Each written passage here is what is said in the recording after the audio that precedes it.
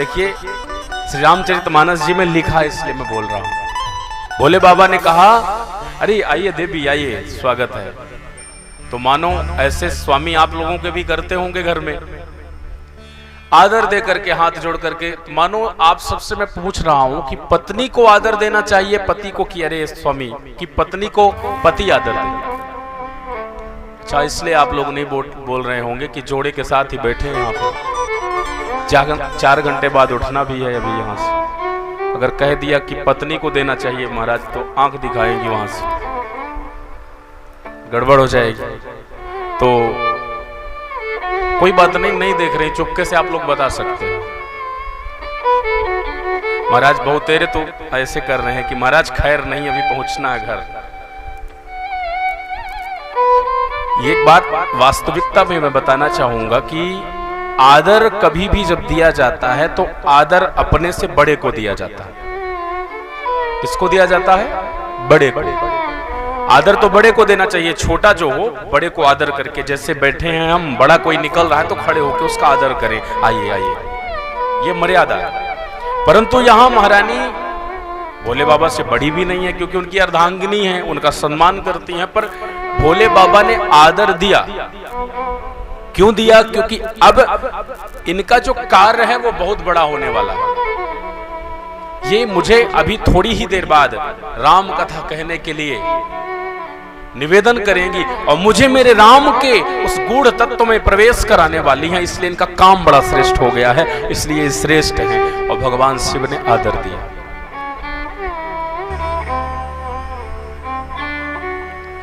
यही बात गोस्वामी तुलसीदास जी ने रामचरितमानस में तब भी कही है, जब विश्वामित्र जी आए हैं लेने के लिए, तो आदर सहित तनय बैठारे। मुझे थोड़ा सा विस्मय हो रहा है, पर ये बात यहाँ पे दशरथ जी ने भी की है, राम लखन दोनों को आदर सहित तनय। क्यों? अब भला बताइए, पिताजी अपने बेटा को आदर देंगे क्या?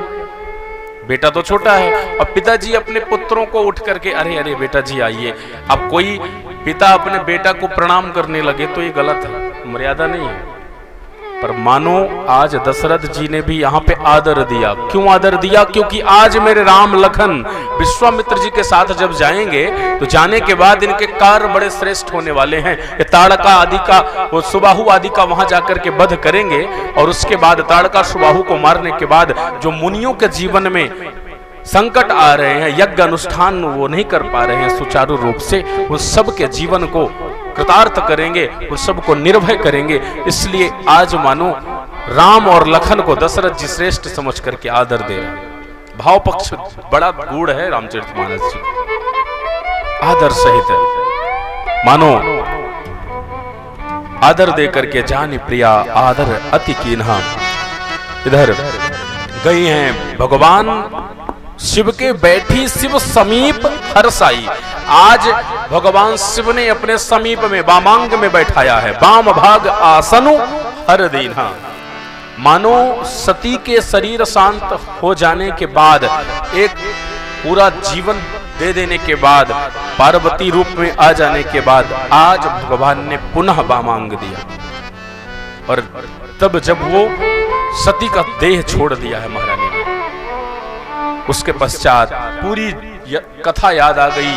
महारानी पार्वती को मैं सती बनी, मैंने संशय किया राम पे, और पूर्व जन्म कथा चित आई, सब याद आ गया। उन्होंने उसी समय मानो शैल कुमारी, मानो पार्वती ने कहा प्रभु आपसे मैं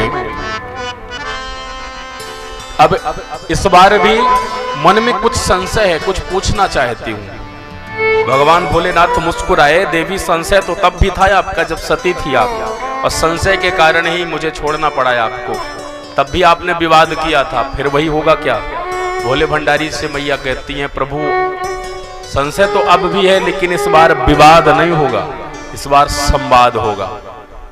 मानो आपसे मैं अब राम कथा सुनना चाहती हूँ, मेरे मन के जो भाव है ना, मैं वही प्रश्न करूंगी, लेकिन मुझे आप संवाद करिए, सुनाइए। ये बात यह भी घटित कर रही है, उद्घाटित कर रही है विषय को, कि मानो यहां पे स्पष्ट रूप से यह कहा गया है कि जो महारानी पार्वती है ना, वो कहना चाहती हैं यद्यपि जोशिता नहीं अधिकारी। वस्तुतः मानो महारानी ये बताना चाहती है कि मेरा अधिकार राम कथा को अनुष्ठानिक रूप से सुनने का नहीं है, स्त्री को इसका अधिकार नहीं है। क्यों कहा यह बात? ध्यान से समझिएगा, भगवान की परम आह्लादनी शक्ति भवानी के वाक्य हैं ये। उन्होंने ही ये बात कही, मानो इसलिए मैं इसीलिए आपसे कहना चाह रही हूं कि अब मैं अनुष्ठानिक कथा नहीं आपसे संवाद करूंगी, क्योंकि अनुष्ठान के कुछ नियम होते हैं और संवाद में तो महाराज पति पत्नी आपस में कोई भी संवाद कर सकते हैं। कोई भी किसी विषय का भी मन में संशय है उसकी पुष्टि के लिए वार्ता कर सकते हैं। मैं आपसे संवाद करूंगी, पूछूंगी कथा, आप मुझे बताइएगा, पर अनुष्ठानिक पद्धति से नहीं, क्योंकि स्त्री कभी कभी अनुष्ठान का क्रम चलेगा, उस समय वो उसकी अधिकारिणी नहीं रह पाएगी अशुद्ध अवस्था में, तब उसका अपराध लग जाएगा। इसलिए मानो महारानी कहना चाहती हैं कि मैं संवाद करूंगी, मैं अनुष्ठानिक क्रम में नहीं, भाव पक्ष में आपसे प्रश्न करूंगी, आप मुझे कृपा करके राम जी के चरित्र सुनाइए। गूढ़ तत्व छिपे आज उन्होंने प्रसन्न होकर के बेहसी उमा बोली, प्रियवानी। महारानी ने जब कहा कि आप तो सकल जगत के स्वामी हैं प्रभु, और मैं आपसे वही पूछना चाहती हूं जो मैंने पूर्व में प्रश्न किया था, कृपा करके हे विश्वनाथ, हे मेरे नाथ, मैं वही पूछना चाहती हूं, आप कृपा करके मुझे वही कथा सुनाइए। आप चर अचर जगत के स्वामी हैं, आप कृपा कर दें तो महाराज कुछ भी संभव हो सकता है। प्रभु समर्थ सर्वज्ञ शिव सकल कला गुण धाम, जोग ज्ञान वैराग्य निधि प्रणत कल्प तरुणाम। आप तो समर्थवान हैं प्रभु, आप सब जानते हैं कि मेरे मन में क्या है। मैं बस आपसे यह जानना चाहती हूं, मेरे मन में संशय था जब मैं सती बनी कि यदि राम अजन्मा हैं, यदि राम अविनाशी हैं, तो वो ब्रह्म फिर जीव बन के क्यों आता है? यदि वो ब्रह्म हैं, वो निराकार ईश्वर हैं, तो उन्हें साकार रूप धारण करने की जरूरत क्या पड़ती है? आप यह मान लें, हमारी सृष्टि में आज के परिवेश में भगवान के दर्शन 4 प्रकार से किए जाते हैं। किस प्रकार? रूप, नाम, रूप, लीला और धाम के रूप में 4 प्रकरण हैं उनके। भगवान को आज हम देख पाने में, नाम में उनको भजते हैं, उनके रूप में उनको दर्शन करते हैं विग्रहों में जाकर के, लीला और धाम, उनकी लीलाओं का कथाओं से श्रवण करते हैं और धामों का जाकर सेवन करते हैं। इसी प्रकार से आज हमें सहज रूप में भगवान मिलते हैं। और यहाँ पे भवानी ने 4 बातें पूछी।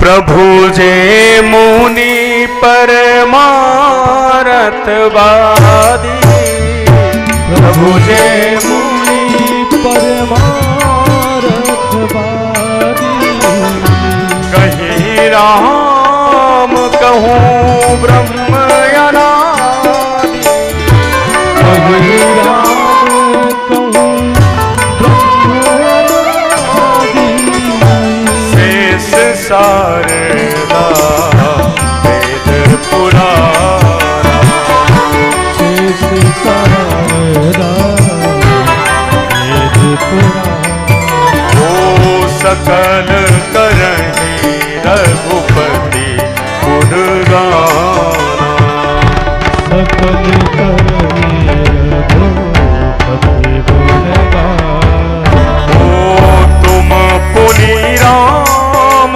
राम दिन राति, तुम पुनि राम राम दिन राति, सादर जापा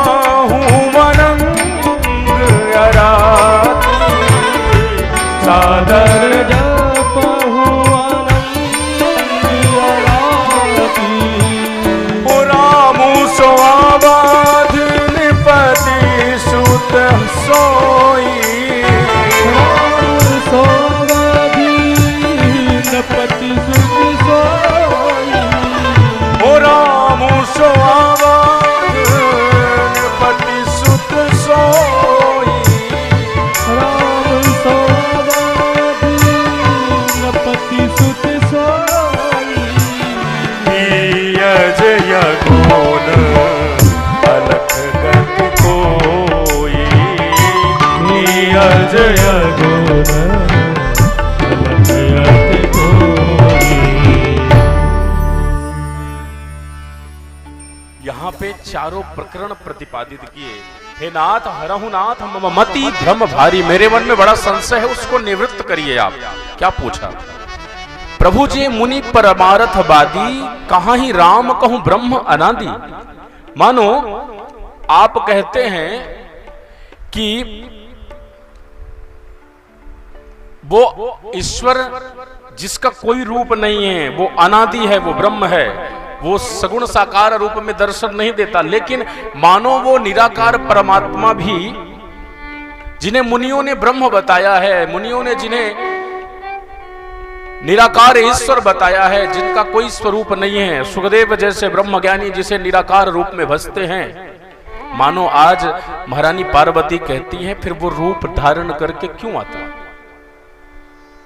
फिर यह भी पूछा है, शेष शारदा वेद पुराना सकल करही रघुपति गुण गाना।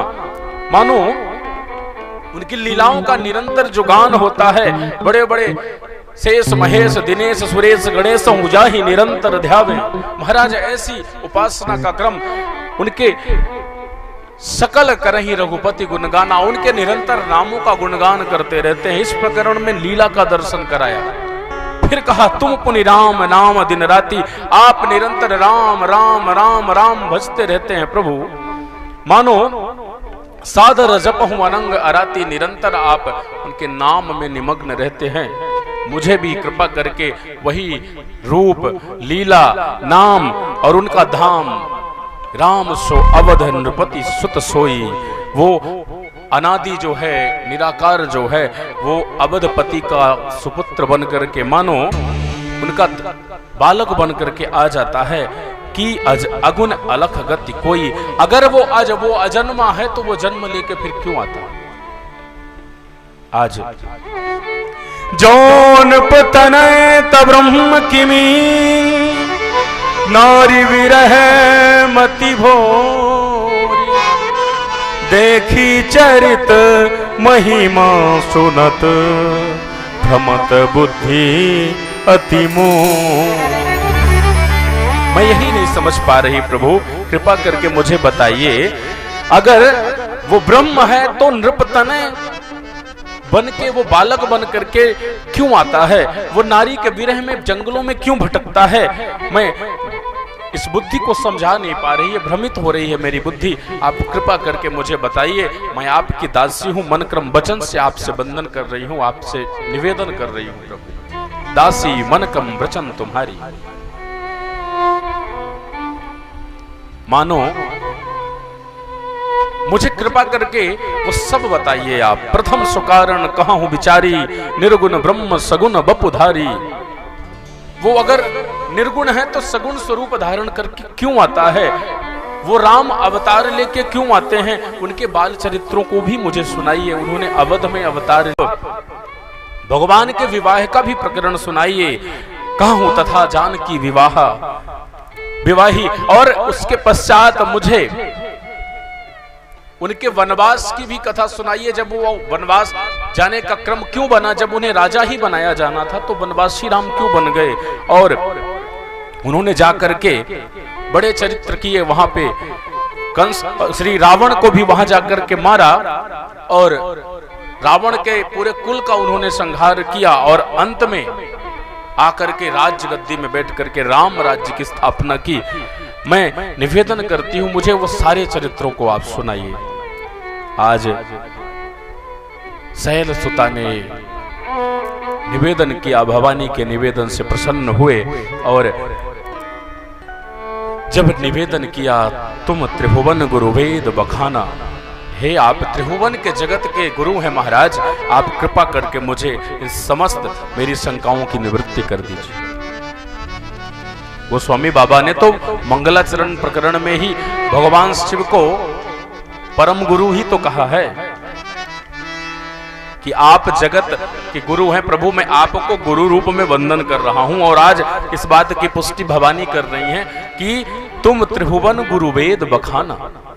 मैं जानती हूं आप त्रिभुवन के जगत गुरु हैं प्रभु, इसलिए मुझ दासी के ऊपर भी कृपा करिए और मेरे भी भावों को पुष्ट करिए। आज जैसे ही मैया ने ये बात कही तो भगवान शिव के हृदय में हर ही रामचरित सब आए, सारा रामचरित्र उतर गया। अब यहाँ प्रश्न ये उठता है कि रामचरित्र हर के ही में जब आया तो पहले गया कहाँ था? वो तो दिन रात निरंतर राम राम करते हैं, तो जब रामचरित्र ही आए कहा तो कहीं गया होगा तभी तो आया, तो मानो कहाँ चला गया। भगवान शिव जब सती की देह की शांति हुई, देह जब छूट गया, उसके पश्चात मेरे भोले भंडारी मैंने कल बताया था वो अपने निज रूप में चले गए थे, जो निरंतर भगवान राम के साकेत में पार्षद बन के निवास करते हैं। शंभु अपने निज रूप में गए, तब से उन्होंने उस राम कथा को अपने विग्रह के किसी कोने में दबा के रख दिया था। और आज जब उस प्रकरण को उद्घाटित करने के लिए निवेदन किया है भगवान की परम आह्लादनी पार्वती जी ने, तब भोले बाबा ने उस रामचरित्र का स्मरण किया और रामचरित्र सब उनके ही में, उनके हृदय में उतरने लग गया। और जैसे ही रामचरित्र का स्मरण किया तो प्रेम पुलक लोचन जल छाए, प्रेमाश्रु छलक पड़े, आनंदित हो गए भोले बाबा। और आज श्री रघुनाथ रूप उर आवा, श्री रघुनाथ रूप उर आवा, परमानंद अमित सुख पावा, परमानंद अमित सुख पावा। ओ मंगल भवन मंगल हारी, मंगल भवन, ये चौपाई जगत विदित है, सब गाते हैं। ओ मंगल भवन मंगल हारी, मंगल भवन मंगल हारी, द्रवहु सुदशरथ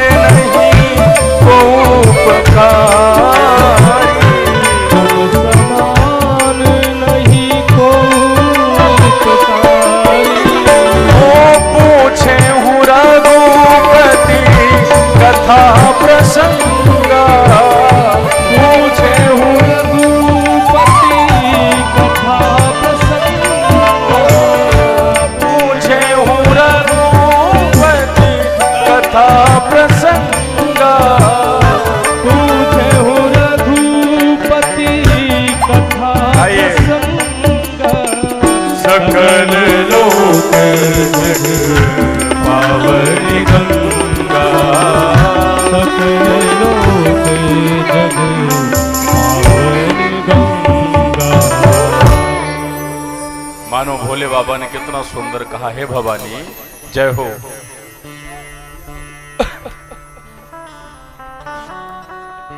परमानंद की प्राप्ति हुई जैसे ही रामचरित्र ही में आया, मानो भगवान भोले भंडारी कह रहे हैं वो मंगल भवन है, अमंगल की मानो अमंगलों का नाश कर देने वाले हैं, हरण कर देने वाले हैं, वो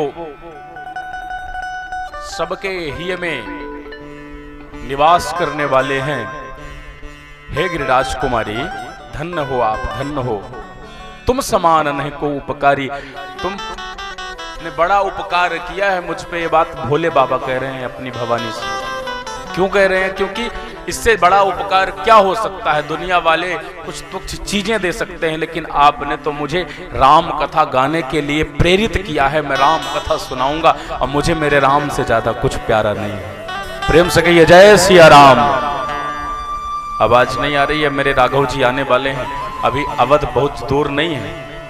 कन्हैया तो जब आते थे महाराज वहां से मथुरा से तो विलंब हो जाता था, क्योंकि बहुत दूर है। पर आज विलंब नहीं होगा, 6 बजे और बिल्कुल 7:10 में राघव जी ने मुझे टेलीफोन करके बोला है कि 7:10 में आ जाऊंगा, तो इसलिए बिल्कुल पास में है। और आप तैयारियों में नहीं रहेंगे तो भगवान सोचेंगे भैया बढ़ने वाले तो अभी ठंडाए से बैठे हुए हैं, बिल्कुल मुंह औंधाए बैठे हुए हैं, आनंद नहीं हो रहा। चलो, जब हम अवध में आए तो कितना उत्सव मनाया महाराज ने, और यहाँ के लोग तो नाम भी नहीं गा रहे, तो भगवान लौट भी सकते हैं। इसलिए हाईवे बड़ा सुंदर है, कहीं जर्क नहीं होने वाला, जैसे आएंगे वैसे ही लौट जाएंगे। तो इसलिए लौट ना पाए, थोड़ा जोर से बोलिए, जिससे रास्ते में हो ना तो पता चल जाए पूरी ऊर्जा के साथ मुझे बुला रहे हैं। प्रेम से कहिए जय सिया राम, जय सिया राम, जय सिया राम, जय सिया राम।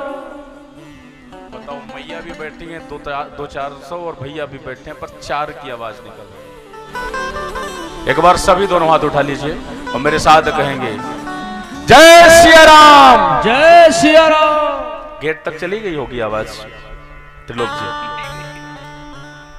जय सिया राम, जय सिया राम। कोई बात नहीं राघव जी, आप ही देखिएगा। आज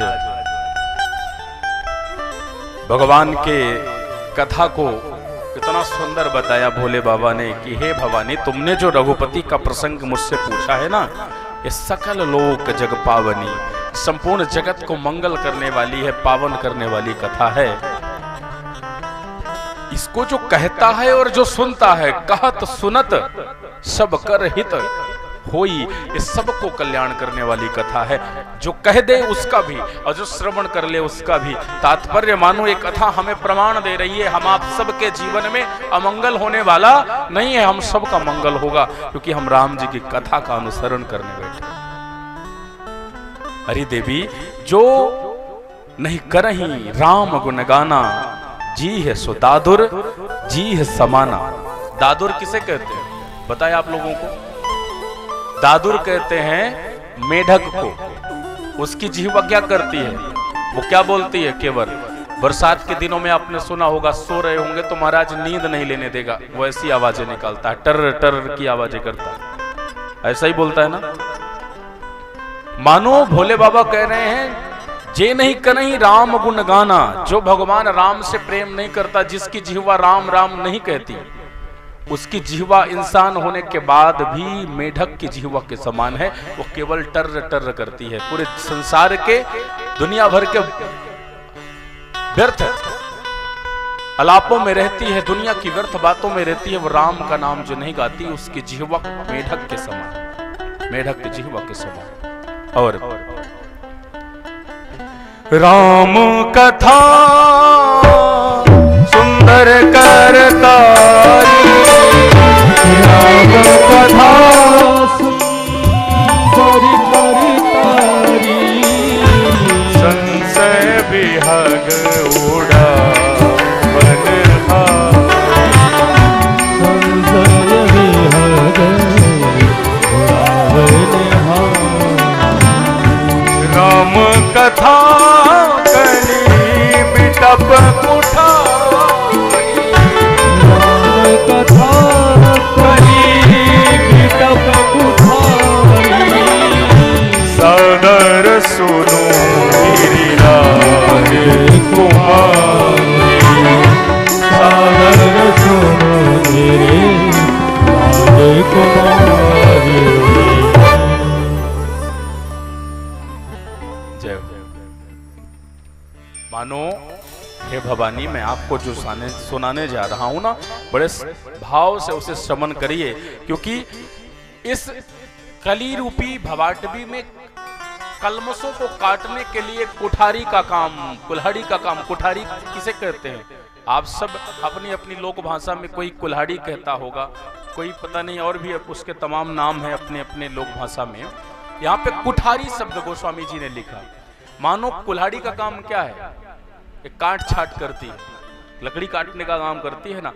ये कलमशों को, पापों को, जो हमारे अंदर काम, क्रोध, मद, मात्सर्य, ईर्षा, द्वेष, अहमता, ममता आदि ये जो बैठे हुए हैं ना, इन सब को काट करके महाराज छांट करके और इसे खाली कर देगी। जब ये कमरा विशुद्ध हो जाएगा तभी तो राम आके यहाँ विराजेंगे। मानो ये यही काम करती है राम कथा।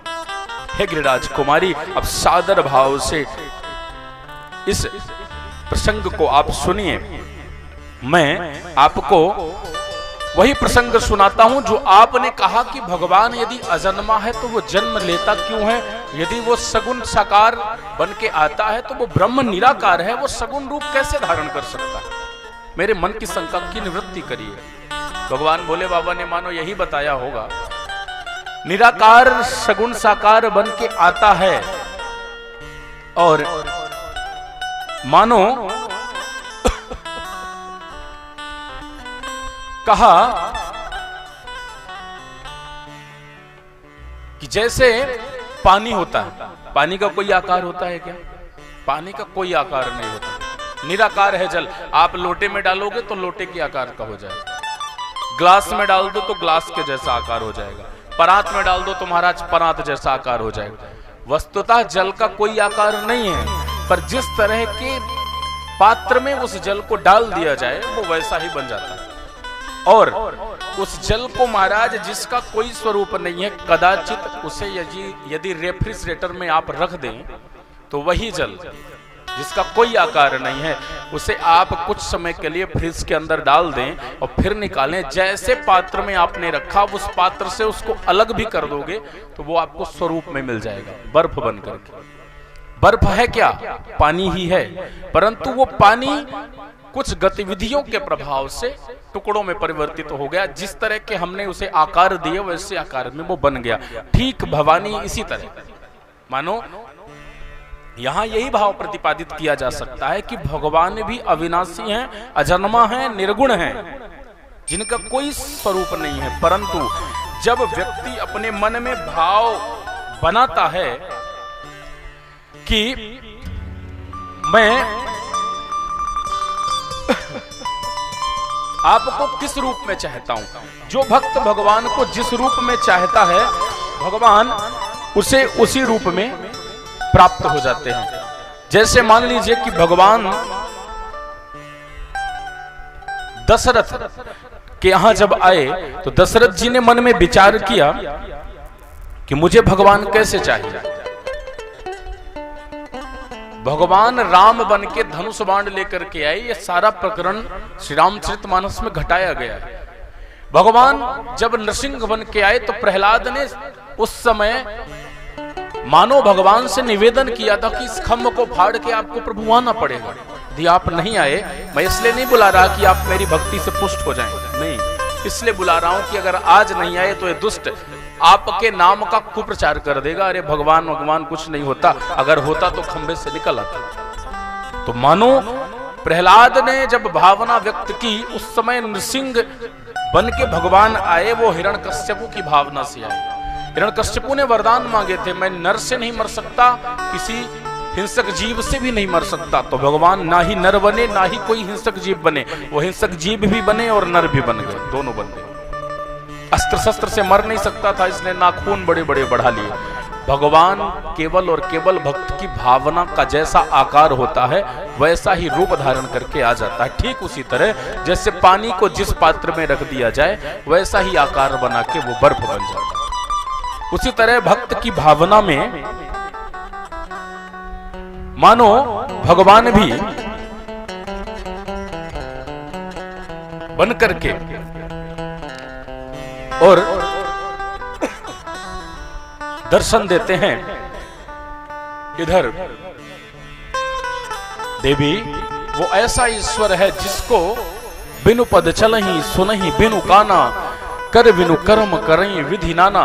वो अनादि ईश्वर है जो पैर नहीं भी रहने के बाद चल सकता है, बिनु पद चले सुनहि बिनु काना। वो ब्रह्म को कान की जरूरत नहीं है, वो सबको सुनता है।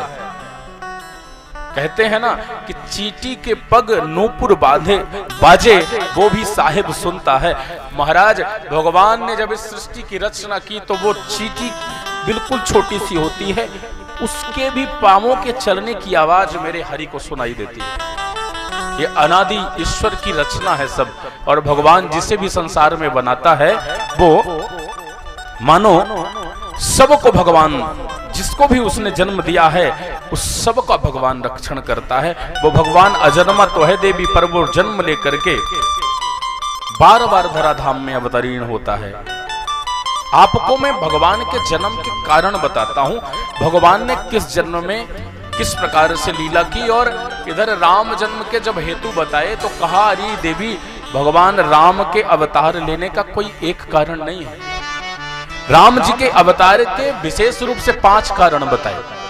कहा, जब जब हो ही धर्म के हानि, जब जब हो धर्म के हानि, जब जब हो धर्म के हानि, जब जब हो धर्म के हानि, बढ़ैया सूर्य अभिमान, बढ़ैया सूर्य तब तब प्रभु धरि विविध शरीरा, तब तब प्रभु धरि विविध शरीरा, रही कृपा निधि सज्जन पीरा। हरहि कृपा निधि और भवानी सुनिए, जन पीरा। ओ राम जन्म के तू बनेगा, राम जन्म के तू ओ परम विचित्र एक देखा, परम विचित्र।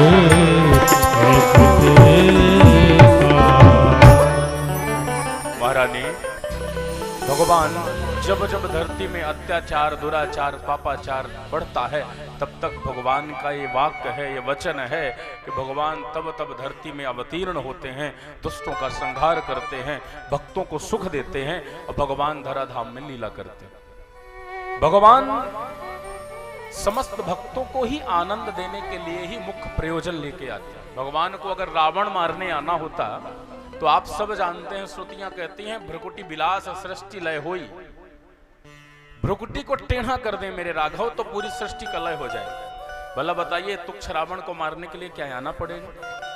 रावण को मारने भी आए तो क्यों आए? ये कथा का प्रथम प्रकरण और पहला कारण कि राम धराधाम में अवतीर्ण हुए, उसका कारण क्या है? पहला कारण रावण को भी मारने आते हैं तो केवल ऐसा नहीं है कि रावण को कोई मार नहीं सकता था तो राम को आना पड़ा, नहीं, अनुग्रह करके आए। सबसे पहले द्वारपाल हरि के प्रिय दो, जय अरु विजय जान सबको। भगवान श्री हरि के, नारायण के, वैकुंठ के द्वारपाल हैं जय और विजय। जय और विजय के पास एक बार सनकादिक खड़े हैं, निवेदन किया हमें भगवान नारायण से मिलना है, दर्शन करना है। जय विजय ने रोक दिया। पार्षदों ने कहा अभी एंट्री नहीं है, अभी नो एंट्री, प्रवेश वर्जित है। अभी सनकादिकों ने कहा बताओ, हमारा तो आज तक अंदर प्रवेश कभी वर्जित रहा ही नहीं, हम जब चाहें तब नारायण से मिल सकते हैं। और ये कैसे धूर्त हैं पार्षद, भगवान के पार्षद कहलाने के अधिकारी है। एक बार, 2 बार, 3 बार निवेदन किया, जब तीनों बार ही मना कर दिया, सनक, सनंदन, सनातन, सनत कुमार चारों ऋषि नाराज हो गए। और जब नाराज हुए तो क्रोध हो जाने के बाद उन्होंने श्राप दे दिया, जाओ हम श्राप देते हैं, तुम दोनों असुर देह को प्राप्त हो जाओ। और एक जन्म के लिए नहीं, 3 बार तुमने हमें रोका है भगवान से मिलने में, हम तुम्हें श्राप देते हैं कि 3 जन्मों तक तुम राक्षस बनोगे।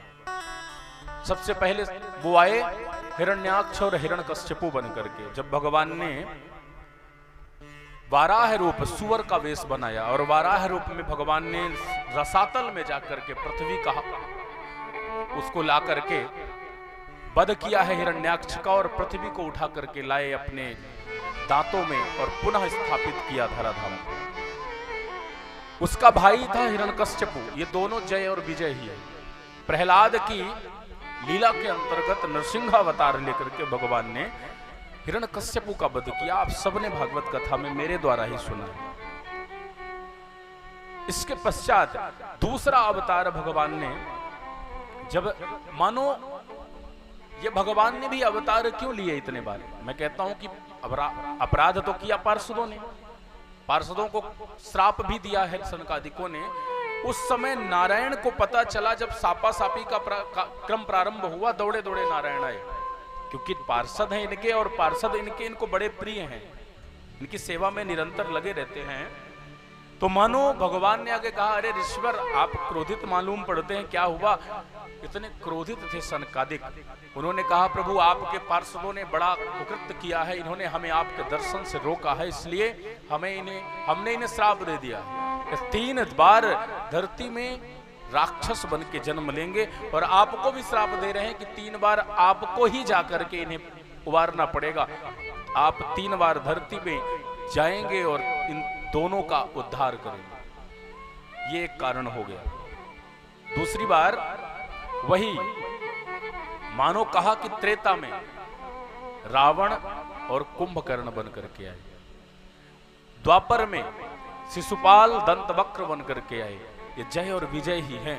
इस प्रकार से सनकादिकों के श्राप का पहला कारण बना। दूसरा कारण कहा कि परम सती असुराधिप नारी कौन? आपको बताएं, तुलसी के श्राप से, वृंदा के श्राप से मानो भगवान को नरदेह धारण करनी पड़ी। ये क्रम आता है कि एक राक्षस हुआ, नाम है जलंधर। जलंधर नाम का एक बड़ा पापी राक्षस दैत्य हुआ। इसका बल क्या था? इसका बल था कि वृंदा के सतीत्व के कवच के कारण जलंधर को कोई मार नहीं पा रहा था। देवताओं पे चढ़ाई करी महाराज, सबको बंदी बना लिया। इसका पापाचार दुराचार जब बढ़ा, सारे देवता त्राही त्राही करने लगे, ब्रह्मदेव के शरण में गए। तब भगवान ने एक छल किया। भगवान ने वृंदा के सतीत्व के कवच को तोड़ा, स्वतः ही जलंधर के वेश में वृंदा के यहां गए। जब सतीत्व को भंग कर दिया तो वृंदा को यह बात पता चली, बड़ा कष्ट हुआ। और यह भी वरदान था कि जब सतीत्व का खंडन हो जाएगा, जलंधर का वध हो जाएगा। युद्ध में जलंधर मारा गया। और इधर जब यह पता चला वृंदा को, वृंदा बड़ी दुखी हुई और उसने उसी समय भगवान को श्राप दे दिया। मैं श्राप देती हूं, जिस तरह मुझे मेरे पति से दूर करके, छल करके आपने मेरे पति को मारा है, मैं भी विलाप कर रही हूं, पीड़ा है मुझे अपने पति से दूर होने की। मैं आपको श्राप देती हूं, आपको नरदेह धारण करनी पड़ेगी। और जैसे आज मैं अपने पति से दूर हूं, कष्ट है मुझे, वैसे आपको भी नरदेह में अपनी पत्नी का बिछोह होगा और अपनी पत्नी के विरह में आप भी व्याकुल होकर भटके। श्राप दिया। उसके पश्चात यह भी कहा कि मानो मैं आपको और भी श्राप देती हूं, आप पत्थर बन जाओ। आपने मेरे साथ छल किया है। भगवान पत्थर बने और पत्थर बने जिनको ही हम शालिग्राम भगवान कहते हैं। उसी समय देहाग्नि को प्रकट करके वो वृंदा नाम की देवी ने शरीर छोड़ दिया। उसकी जो शरीर की राख हुई, उस राख से एक तुलसी का पौधा जन्म ले गया, उसका प्राकट्य हुआ। भगवान के ऊपर कृपा की और जब वो पत्थर के वेश से पुनः निवृत्त हुए तो आज भी वो शालिग्राम के रूप में भगवान पत्थर के एक भाव से शालिग्राम रूप में विराजते हैं। और उन्होंने वचन दिया, मैं वचन देता हूं वृंदा, कि जब तक मेरे पास तुलसी का स्पर्श नहीं होगा उस विग्रह से मैं दूर हो जाऊंगा। ये भगवान का वरदान है। गोपाल जी के साथ यदि तुलसी नहीं है तो उस विग्रह में भगवान विराजते नहीं है, रह ही नहीं सकते। और तो और हमारे वृंदावन के तो रसिक कहते हैं, हमारे ठाकुर जी जब शयन करते हैं उस समय उनके अंग से वस्त्र भी हटा दिए जाते हैं, पर तुलसी नहीं हटाई जाती। बिना तुलसी के तो एक क्षण भी भगवान नहीं रहते। वचन दे दिया, वृंदावन में वचन देता हूं, जगत में मैं जब बंद होऊंगा, पूज्य होऊंगा, तो मेरे साथ तुम्हारी भी पूजा होगी। मेरे भोग में भी तुलसी, मेरे जल में भी तुलसी, मेरी अर्चा में तुलसी, मेरी प्रसन्नता का कारण तुम बनोगी। और आज भगवान ने तुलसी पे कृपा कर दी। बोले करुणा सिंधु भगवान की जय। भगवान तो एक भी लीला करें उसमें भी भगवान की करुणा छुपी होती है। और आज मेरे राघव के अवतार का दूसरा कारण ये वृंदा का श्राप बन गया। आज एक और लीला हुई, मानो नारद श्राप दीन एक बारा, कल्प एह तेहि लगी अवतारा। एक बार नारद जी महाराज के द्वारा भी भगवान को श्राप लगा। कैसे लगा? तो मानो बताया कि नारद जी ने भगवान से उनका एक बार रूप मांगा। विश्व मोहिनी पे जब मोहित हुए और विवाह करने का मन हुआ कि मैं भी चाहता हूं थोड़ी शादी कर लूं, तो नारद जी गए और जाकर के भगवान से निवेदन किया, प्रभु कृपा करिए आप अपना किराए से चेहरा दे दीजिए, अपना वाला उधारी में अपना चेहरा दे दीजिए। भगवान ने कहा गजब ही कर दिया नारद जी आपने। हमने आज तक सुना था कि शादी में लोग किराए से कपड़े ले आते हैं, गाड़ी भी ले आते हैं महाराज, एक दूसरे का काम चलाते हैं, पर किसी का रूप लेकर के कोई जाता हो ऐसा तो हमने नहीं सुना। बात तो सच है कि आज तक आपने सुना क्या कि शादी हो रही हो तो भाई दूल्हा या दुल्हन कह दे कि देखो मैं थोड़ा ठीक ठाक नहीं दिखता हूं, अपना वाला चेहरा दे दो 2 दिन के लिए। उधारी में कपड़े लिए जा सकते हैं, गाड़ी घोड़े लिए जा सकते हैं, और सारी व्यवस्थाएं ली जा सकती हैं, पर चेहरा, शादी तुम्हारी चेहरा हमारा, ये कौन सी भैया लीला। मानो भगवान ने तब भी अपना चेहरा दिया, पर भगवान जानते हैं कि मैं नारद के ऊपर संसार का प्रपंच नहीं चढ़ने देना चाहता, इसके ऊपर मुझे कृपा करनी है। ये नारद जी का जब प्राकट जन्म हुआ ब्रह्मा के द्वारा, ब्रह्मा जी ने 10 ऋषियों को अपने मन से प्रकट किया था, जिनमें से 9 ऋषियों का विवाह करदम जी की 9 बेटियों से हुआ। 9 ही बेटियां हुई थी, इसलिए 9 ऋषियों से विवाह कर दिया। अब नारद वहां बच गए तो बच ही गए, बेचारे का मन हुआ शादी करने का, भगवान का सुंदर बनने का विचार था नारद का। भगवान से निवेदन किया कि भगवान मुझे सुंदर बनाइए, और भगवान ने बंदर बना दिया। प्रेम से कहिए जय सिया राम। भगवान ने बंदर का कपि रूप दिया। जैसे ही गए जाकर के भगवान के भक्त नारद ने सोचा मैं तो आज नारायण के रूप में हूं, जो देखेगा निहाल हो जाएगा।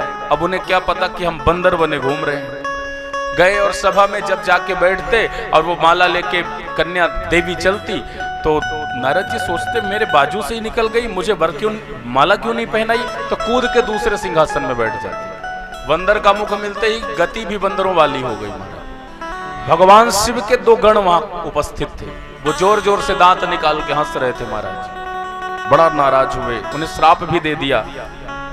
इधर नारद जी को जल में जब अपना रूप दिखा, जल में जाकर के जैसे ही नारद जी ने अपना चेहरा देखा, बड़े क्रोधित हो गए।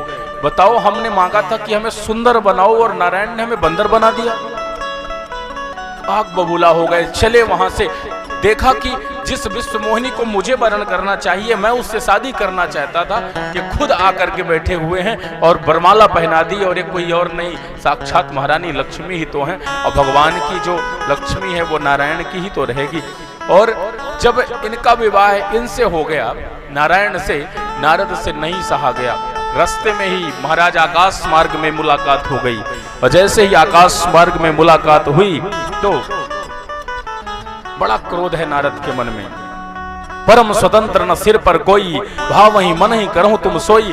जो तुम्हारे मन में आता है वही तुम करते हो, तुम स्वतंत्र हो, तुम्हें जो मर्जी चाहे वो करते हो। तुमने मुझे बंदर बना दिया और श्राप दे दिया नारद जी ने। मैं श्राप देता हूं आपको। वंचे हूं मोही जब नहीं धैर्य देहा, वंचे हूं मोही जब नहीं धैर्य देहा। ओ सोई तनु धरा हूँ श्राप मामले, सोई तनु श्राप मामले। कपिया कृते तुम हमारी, हमारी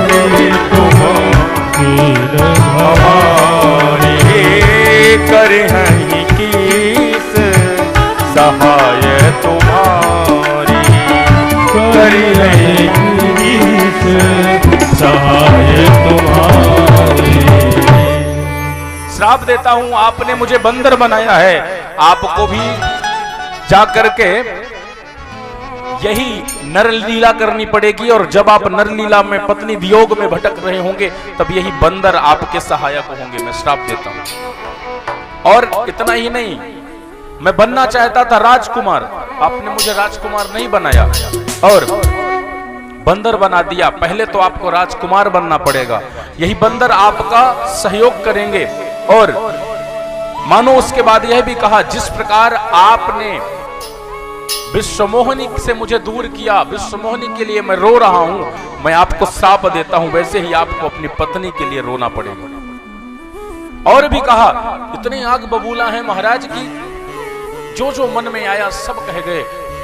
भगवान की ये सारी लीला थी, भगवान ने ये सब कुछ कराया।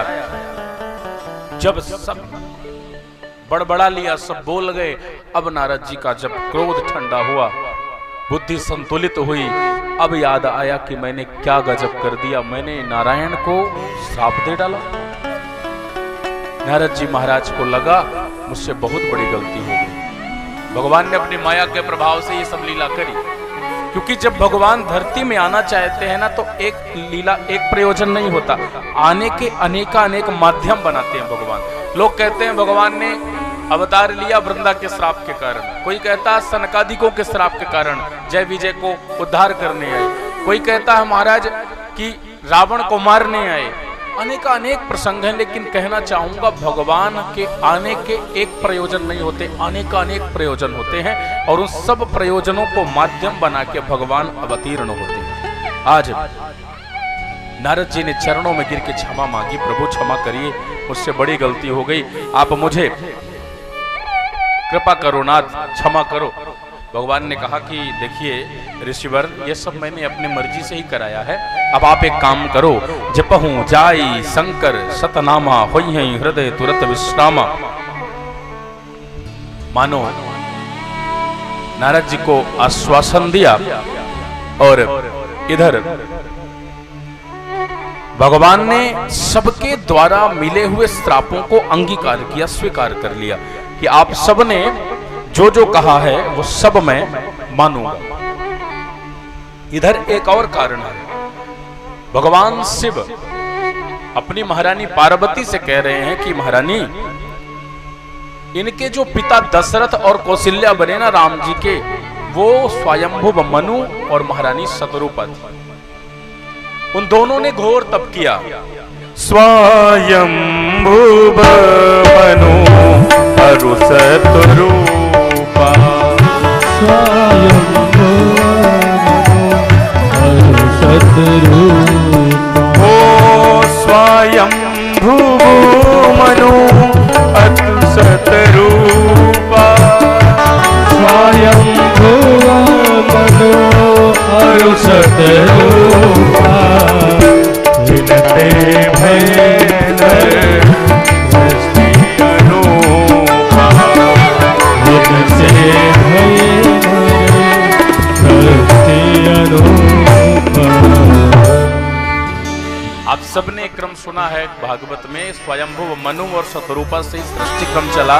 इनकी 5 संतान हुई थी, आकुति, देवहूति, प्रसूति, प्रियव्रत, उत्तानपाद। ये सारा क्रम आप सबने सुना है। मानो उन दोनों ने ही जब तपस्या की थी, तो तपस्या के प्रभाव से भगवान ने इन्हें दर्शन दिया था। अस्थि मात्र हुई रहे शरीरा, तदपि मनाग मन ही नहीं पीरा। पूरा शरीर दीमक हो चुका था, हड्डियां बची थी। उसके बाद भगवान ने जब अवतार दिया, इन्होंने वरदान मांगा, दर्शन किया भगवान का। नील सरोरुह नील मणि, नील नील धर श्याम, लाजही तन शोभा निरखी, कोटि कोटि सतकाम। देख के निहाल हो गए। नीलमणि ठाकुर जी चतुर्भुज रूप धारण करके आए, और भगवान ने आकर के जो शरीर हड्डी की तरह हो चुका था। उन दोनों को कृपा की, हष्ट पुष्ट तन भय सुहाए, मानो अवहीं भवन ते आए। ऐसा लगने लगा जैसे अभी ही घर से तैयार होकर के आए हों, ऐसे हष्ट पुष्ट कर दिया भगवान ने अपने दर्शन मात्र से, अपने नेत्रों की देखने मात्र से, दिव्य ज्योति से। भगवान ने उनसे कहा कि आप वरदान मांगिए, आपको क्या चाहिए। तो मानो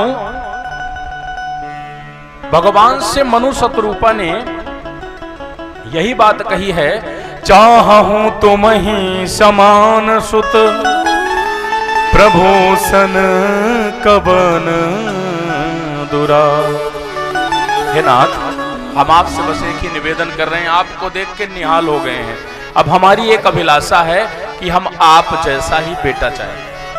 भगवान ने कहा, गजब कर दिया मनु शतरूपा जी, आपने हमसे कह तो दिया कि आप जैसा बेटा चाहिए, परंतु हम अपने जैसा खोजने कहां जाएं, क्योंकि हम जैसे तो हम ही हैं। और मानो आपो सरीस खोजूं कहां जाए, आपो सरीस खोजूं कहां जाए, आपो सरीस खोजूं कहां जाए, आप सरीस खोजूं कहां जाए, नृप तब तरय खूब मैं आई,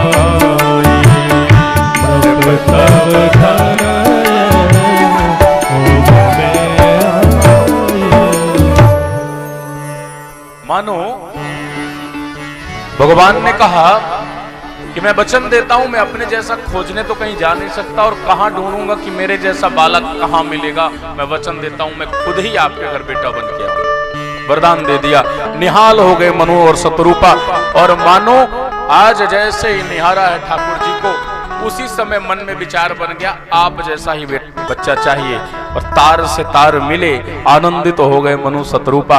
आइए हम भी अपने तार से तार थोड़ा अपने राघव जी से मिलाएं कि कन्हैया जब आप आए, आपको देख के हम भी इन्हीं की तरह निहाल हो जाए। तो मेरे साथ आइए, आप हम थोड़ा सा भगवान राघव के चरणों में थोड़ा सा अपनी मति को ले जाएं और वंदना करें, उनसे कहें, उजर तारों से तारे